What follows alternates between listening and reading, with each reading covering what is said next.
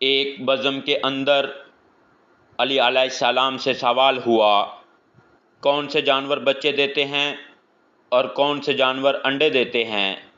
امام علی علیہ السلام نے جواب دیا کہ جن کے کان اندر ہیں وہ انڈے دیتے ہیں اور جن کے کان باہر ہیں وہ بچے دیتے ہیں۔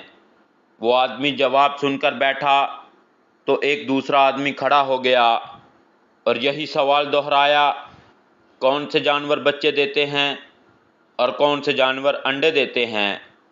اب سائل بدلا تو حضرت علی علیہ السلام نے بھی خیرات بدلی، چونکہ حضرت علی علیہ السلام کبھی بھی سائل کو پیرانی خیرات نہیں دیتے، اس لیے حضرت علی علیہ السلام کا جواب بھی بدلا۔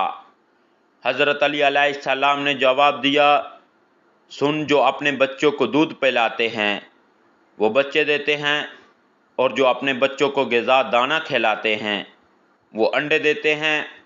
دوسرا آدمی جواب سن کر بیٹھا تو ایک تیسرا آدمی کھڑا ہو گیا اور یہی سوال دہرایا کون سے جانور بچے دیتے ہیں اور کون سے جانور انڈے دیتے ہیں؟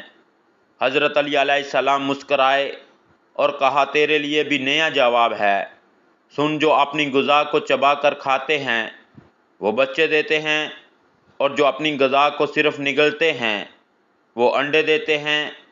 مجمع پر حیرانی چھائی اور ہر کوئی خاموش ہو گیا۔ حضرت علی علیہ السلام نے فرمایا خاموش کیوں ہو گئے؟ اگر اب بھی کسی کی تسلی نہیں ہو رہی تو سوال کرو، میں ابو طالب کا بیٹا علی تمہیں قیامت تک دعوت دیتا ہوں، تم یہی سوال دہراتے رہو، میں ہر دفعہ تمہیں نیا جواب دیتا رہوں گا۔